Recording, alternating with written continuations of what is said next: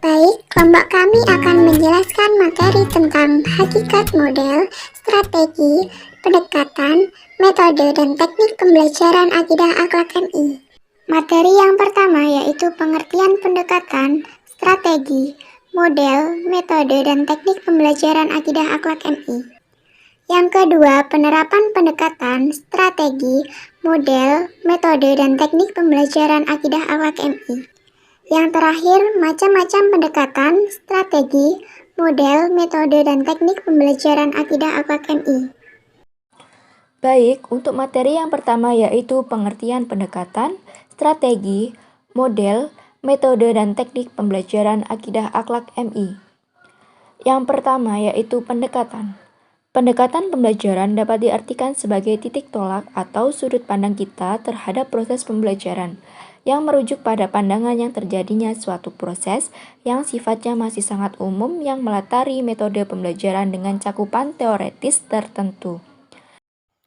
Dilihat dari pendekatannya, pembelajaran terdapat 3 jenis pendekatan yaitu A. Pendekatan pembelajaran yang berorientasi atau berpusat pada siswa atau student-centered approach.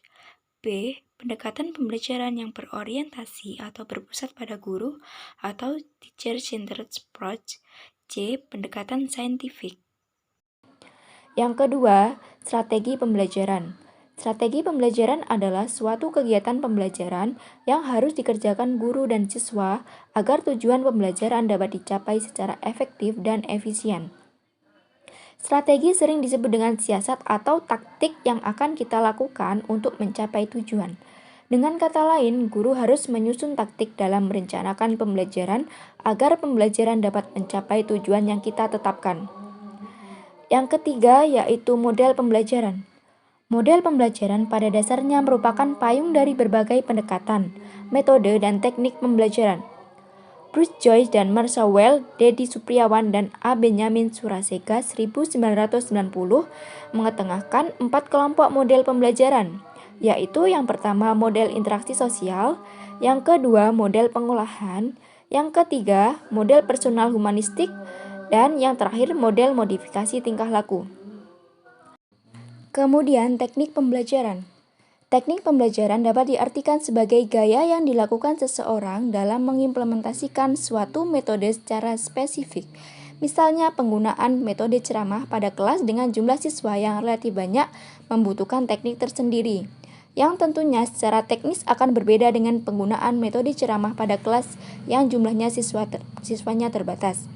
Demikian pula dengan penggunaan metode diskusi, perlu digunakan teknik yang berbeda pada kelas yang siswanya tergolong aktif dengan kelas yang siswanya tergolong pasif.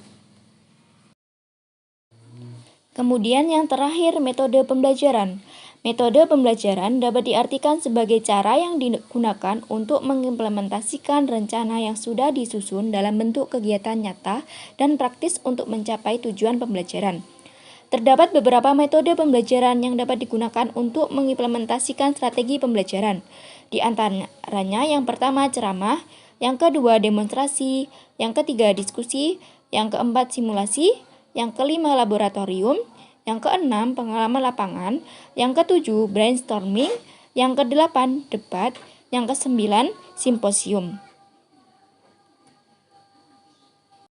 Selanjutnya, materi yang kedua yaitu penerapan pendekatan, strategi, model, metode, dan teknik pembelajaran akidah akhlak MI. Dalam upaya mengantisipasi minimnya jumlah jam pelajaran pada bidang studi akidah akhlak yang seringkali dikeluhkan oleh guru, dapat dilakukan dengan berbagai macam strategi, di antaranya adalah membuat program kegiatan di luar jam pelajaran sekolah yang lebih dikenal dengan kegiatan ekstrakurikuler. Adapun program kegiatan tersebut sebagai bentuk strategi pembelajaran dalam pembinaan akhlak mulia peserta didik, di antaranya adalah program harian seperti salat berjamaah zuhur dan azhar di masjid, program mingguan seperti kegiatan Jumat ibadah, program bulanan seperti meeting atau pertemuan antar sesama guru akidah akhlak, Program tahunan seperti peringatan Hari Besar Islam, buka puasa bersama, dan pesantren kilat. Sebagai bentuk strategi yang dilakukan oleh guru akidah akhlak dalam upaya pembinaan akhlak mulia peserta didik dapat juga dilakukan. Penerapan metode pembelajaran dapat dilakukan dengan membuat program mingguan. Program mingguan ini diistilahkan dengan kegiatan Jumat Ibadah. Inti dari kegiatan ini adalah menanamkan sikap kedisiplinan dan kesopanan peserta didik melalui metode keteladanan, pembiasaan, ceramah, tanya jawab, demonstrasi, dan resitasi atau pemberian tugas. Setelah itu dilanjutkan dengan tanya jawab antara guru dan peserta didik yang materinya terkait dengan tata cara bersikap sopan dan pentingnya bersikap sopan.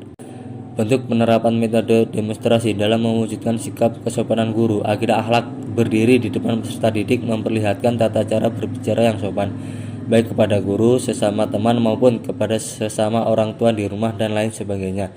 Sedangkan penerapan metode resitasi atau pemberian tugas dalam mewujudkan sikap kedisiplinan adalah dilakukan dengan cara guru memberi tugas kepada peserta didik secara bergiliran untuk memimpin sholat berjamaah dengan penuh tanggung jawab dan disiplin serta hadir dengan tepat waktu. Selain kegiatan tersebut, masih banyak kegiatan pembinaan akhlak lainnya yang dilakukan dengan memulai metode pembiasaan. C. Macam-macam pendekatan, strategi, model, metode, dan teknik pembelajaran akidah akhlak MI. 1. Macam-macam pendekatan. A. Expository, discovery. Inquiry expository, yang berarti guru hanya memberikan informasi yang berupa teori, generalisasi, hukum, atau dalil beserta bukti-bukti yang mendukung.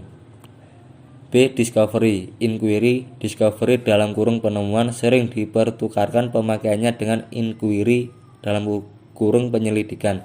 Penemuan adalah proses mental yang mengharapkan siswa mengasimilasikan suatu konsep atau suatu prinsip. C. Cara belajar siswa aktif dalam kurung CBSA. Hakikat dari CBSA adalah proses keterlibatan intelektual emosional siswa dalam kegiatan pembelajaran yang memungkinkan terjadinya A. Proses asimilasi atau pengalaman kognitif yang memungkinkan terbentuknya pengetahuan. B. Proses perbuatan atau pengalaman langsung yang memungkinkan terbentuknya keterampilan. C. Proses penghayatan dan internalisasi nilai yang memungkinkan terbentuknya nilai dan sikap. 2. Macam-macam strategi pembelajaran. A. Strategi deduktif dan induktif.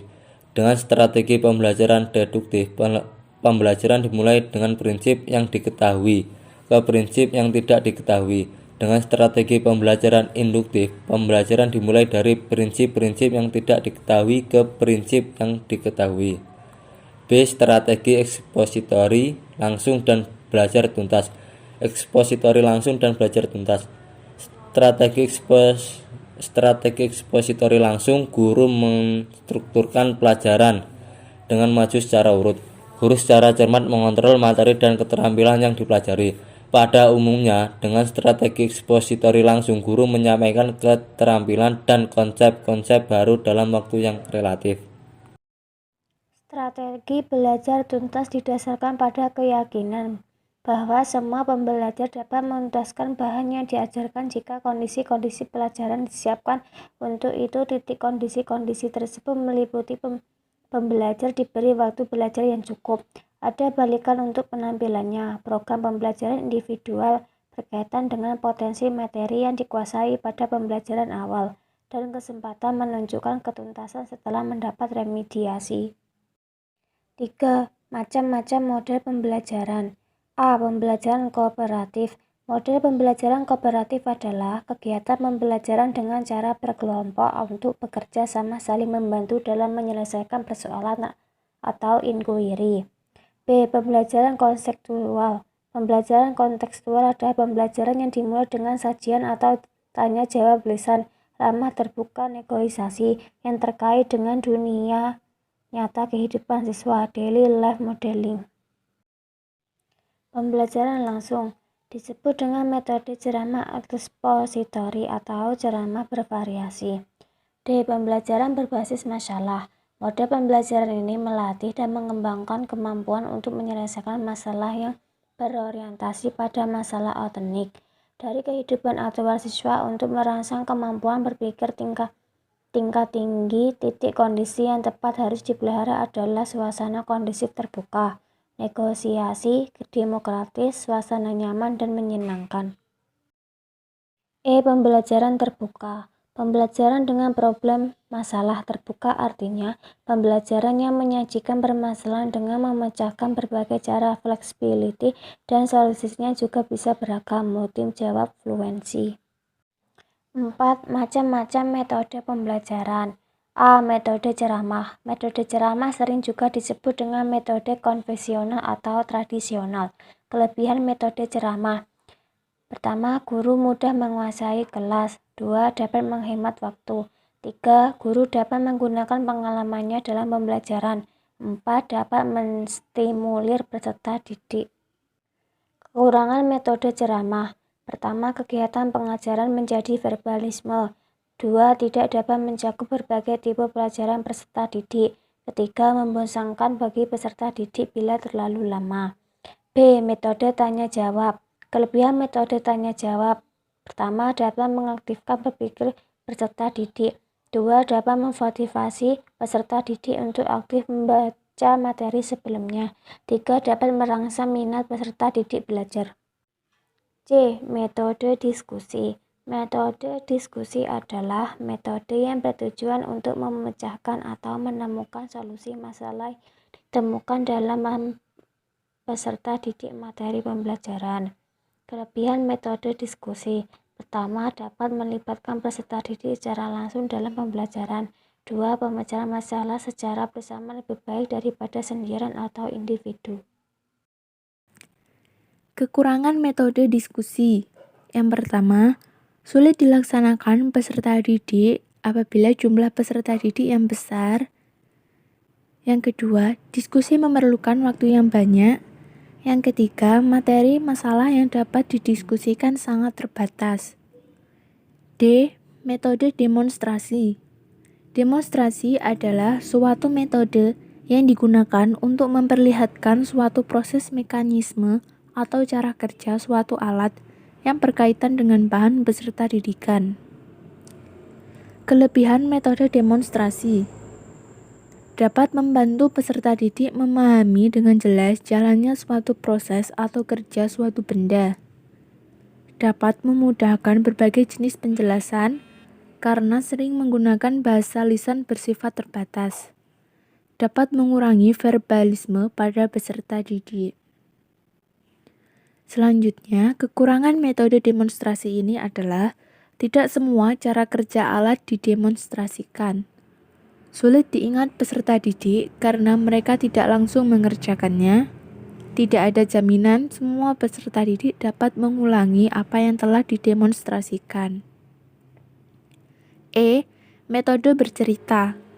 Metode bercerita adalah suatu cara mengajar dengan bercerita atau menyampaikan suatu kisah atau peristiwa yang sangat penting bagi peserta didik untuk dipetik hikmahnya atau suatu kisah atau peristiwa yang mengandung pesan atau hikmah atau peserta didikan tertentu. Kelebihan metode bercerita ini adalah guru dapat menguasai kelas bila penyampaiannya cerita menarik. Guru dapat meningkatkan konsentrasi peserta didik dalam waktu relatif lama. Dapat mengembangkan daya imajinasi dan emosi peserta didik. Selanjutnya, kekurangan metode bercerita. Sering peserta didik terbuai dengan jalannya cerita sehingga tidak dapat mengambil intisarinya, apalagi tidak disimpulkan di akhir cerita. Hanya guru yang pandai bermain kata-kata atau kalimat menyebabkan peserta didik pasif.